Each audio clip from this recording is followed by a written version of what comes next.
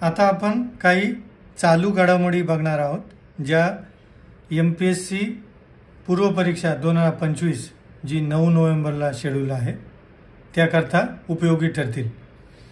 पाकिस्तान हा देश United nation security council म्हणजे संयुक्त राष्ट्रसंघाची सुरक्षा परिषदेचं अध्यक्षपद पाकिस्तानकडे आहे. ते जुलै 2025 पासून 2 वर्ष करता पाकिस्तानकडे हे अध्यक्षपद असणार आहे, ध्यानात ठेवा. युनायटेड नेशन सिक्युरिटी काउन्सिल म्हणजे सुरक्षा परिषदेत 5 स्थायी सदस्य परमनंट मेंबर्स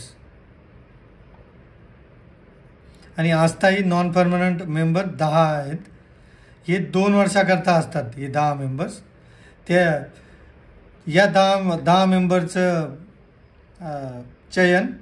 निवड 2 वर्षाकरता जनरल असेंब्ली म्हणजे युनायटेड नेशनची आमसभा ही निवड करत असते. याच्यामध्ये वोटिंग होते आणि रोटेशननुसार प्रत्येक खंडानुसार म्हणजे युरोप, अमेरिका, आशिया हे वेगवेगळे खंड आहे, त्याच्यातून वेगवेगळ्या एशिया पॅसिफिक त्याच्यातून वेगवेगळे देश या रिप्रेझेंटेशन दिलं जातं त्यांना.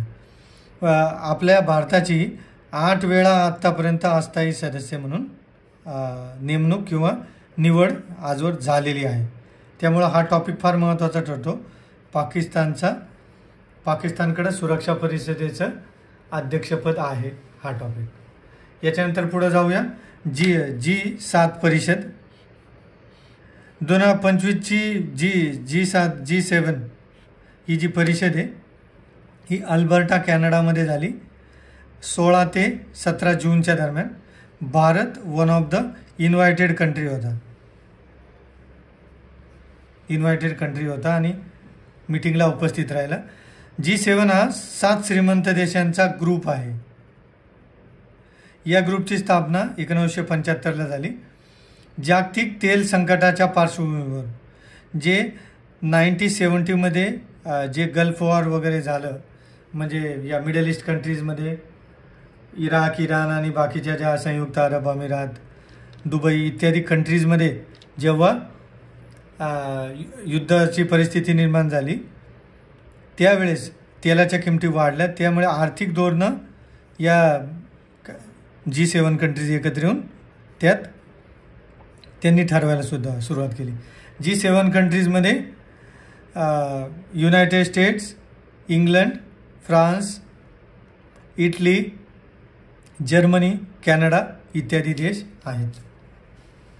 आता आपण याच्या पुढे बघावं युनेस्को क्रिएटिव्ह सिटीज नेटवर्क. फार महत्त्वाचा कन्सेप्ट आहे हा. भारतातल्या 8 वेगवेगळ्या शहरं आहेत युनेस्को क्रिएटिव्ह सिटीज नेटवर्कमध्ये.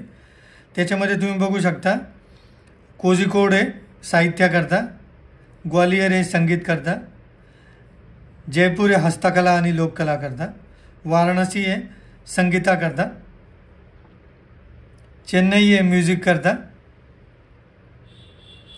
मुंबई सिनेमा, हैदराबाद पाचनशास्त्र आणि 8वं श्रीनगर हस्तकला आणि लोककला. याच्यामध्ये लखनौ शहराचं मानांकन दाखल झालेलं आहे ते पण पाचनशास्त्र. हे मानांकन दाखल झाल्यावर जे युनेस्को क्रिएटिव्ह सिटीज नेटवर्क आहे हे येत्या काही महिन्यांमध्ये त्यावर विचार करून मतदान घेऊन ते डिसाईड करतं की कोणत्या शहराला काय द्यायचं. आता याच्या पुढची घडामोड महत्त्वाची. भारताची इकॉनॉमिक्स आणि सोशल काउन्सिल म्हणजे युनायटेड नेशनची त्याच्यावर निवड झालेली आहे. 3 वर्षाकरता निवड झाली आहे 2026 ते 28साठी. यामध्ये एशिया पॅसिफिक जो आशिया आणि पॅसिफिक महासागराचा जो प्रदेश आहे म्हणजे ज्यामध्ये चीन, भारत, पाकिस्तान आणि म्यानमार, कंबोडिया, लाओस, फिलिपाईन्स हे देश गणले जातात एशिया पॅसिफिकमध्ये. जपान पण फार महत्त्वाची कंट्री. यामध्ये आणखी आपल्यासोबत 3 देश आहे लेबनन, तुर्कमेनिस्तान आणि चीन. या 4 देशांची निवड झालेली आहे 2026 ते 28 या 3 वर्षाकरती. इकॉनॉमिक अँड सोशल काउन्सिल ही युनायटेड नेशनची 6 संयुक्त अंगापैकी एक आहे. युनायटेड नेशन हे इकॉनॉमिक अँड सोशल काउन्सिल. सध्याचे अध्यक्ष हे बॉब रे, हे जे कॅनडाचे आहेत. दरवर्षी संयुक्त राष्ट्रांच्या आमसभेद्वारे म्हणजे जनरल असेंब्लीद्वारे 18 सदस्यांची पूर्ण जगातून United Nation Economic and Social काउन्सिलवर निवड होते आणि 3 वर्षाकरता ही निवड असते, एवढं ध्यानात ठेवायचं. 3 वर्ष.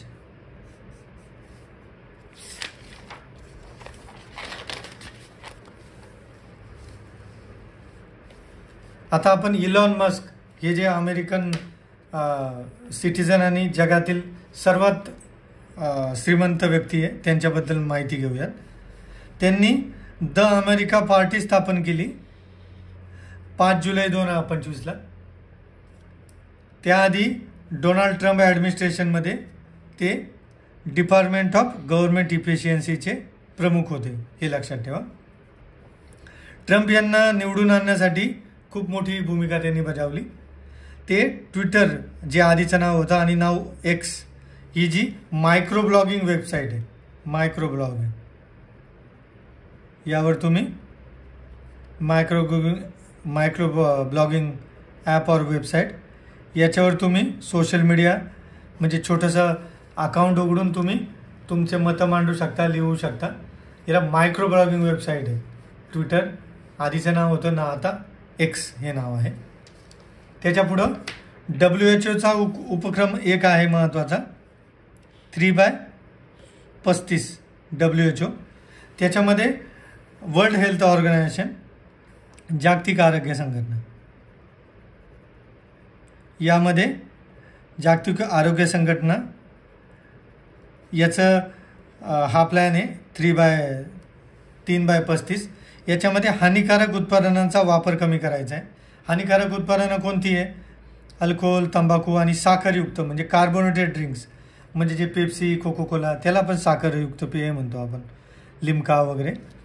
यांच्या किमती 50% कमी करायच्या आहे 2035पर्यंत WHOला, हे तुम्ही बघू शकता. आणि याच्यावर वेगवेगळे जे कर लावायचे, त्याच्यातून पब्लिक टॅक्स तयार करायचे, म्हणजे सरकारांना जास्तीत जास्त टॅक्स या पदार्थांवर लावून महसूल तयार करून तो महसूल बाकीच्या स्कीम्स किंवा डेव्हलपमेंट करता वापर करायचा आणि सस्टेनेबल वेनं करायचं आहे, हे लक्षात. आरोग्य कर म्हणजे हेल्थ टॅक्स, ही फार नवी संघटना आहे, हेल्थ टॅक्स. याच्या पुढं आपण जाऊया. अमेरिकेचे राष्ट्राध्यक्ष डोनाल्ड ट्रम्प यांनी एक बिल जून-जुलै 2025मध्ये आणलं होतं अमेरिकेच्या संसदेमध्ये. त्याचं नाव होतं वन बिग ब्युटिफुल बिल. फार कंट्रोवर्शियल ठरलं ते. त्यातूनच इलॉन मस्क आणि डोनाल्ड ट्रम्प या दोघांमध्ये वाद झाला होता. आणि आपण वरतीच बघितलं आहे, the America party Elon Musk यांनी स्थापन केली होती. याच्यामध्ये काय डोनाल्ड ट्रम्पचं धोरण आहे? कर सुधारणा म्हणजे टॅक्स रिफॉर्म,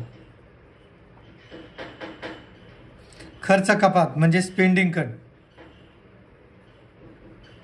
आणि धोरणात्मक बदल म्हणजे ॲडमिनिस्ट्रेटिव्ह रिफॉर्म किंवा पॉलिसी रिफॉर्म. हे 3 गोष्टी लक्षात ठेवा. याला टॅक्स आणि स्पेंडिंग बिलसुद्धा म्हटलं गेलं. याचं उद्दिष्टे, कॅरेक्टरिस्टिक उद्दिष्टे काय होती? टॅक्स कट, टॅक्स कमी करायचा. सोशल सिक्युरिटी म्हणजे सामाजिक सुरक्षा, हेल्थकेअर लोकांना प्रोव्हाइड करायचं. क्लीन एनर्जी म्हणजे electric vehicle, hydrogen operated energy, त्याला इन्सेंटिव्ह म्हणजे सबसिडी द्यायच्या. फॉरेन रिमिटन्सेस म्हणजे अमेरिकेत बाहेरच्या देशातून पैसा आला पाहिजे अशी व्यवस्था करायची. रिमिटन्सेस म्हणजे जे अमेरिकेच्या बाहेर अमेरिकन लोक आहेत ते जेव्हा अमेरिकेत पैसे पाठवतील, ते जेव्हा अमेरिकेत रेव्हेन्यू पाठवतील त्यांनी कमवलेला, त्याच्यातून अमेरिकेला इन्कम अपेक्षित आहे. याच्यामध्ये बदल काय झालेत? क्रेडिट लिमिटेड म्हणजे जे लोन किंवा ज्या सुविधा दिल्या जायच्या इंडस्ट्रीकरता, त्याच्यात क्रेडिटला म्हणजे डेबिट म्हणजे debit what goes out, credit what gets in, म्हणजे क्रेडिट लिमिट केलं, कर्जाला लिमिट केलं आणि जे सबसिडी आहेत वेगवेगळ्या इलेक्ट्रिक व्हेकलवरच्या त्या कमी केल्या, टप्प्याटप्प्यात कमी करता येईल. याच्यात टीका अशी झाली की जे रिच लोक आहे त्यांना झुकतं माप मिळालं अशी टीका केली गेली आणि याच्यातून डेफिसिट वाढणार आहे.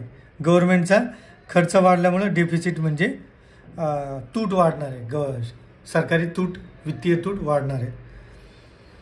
याचं सगळ्यात महत्त्वाचा परिणाम असा होऊ शकतो की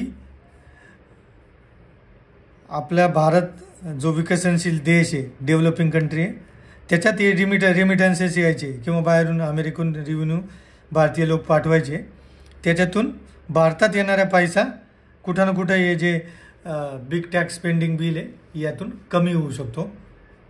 ही एक शक्यता आहे.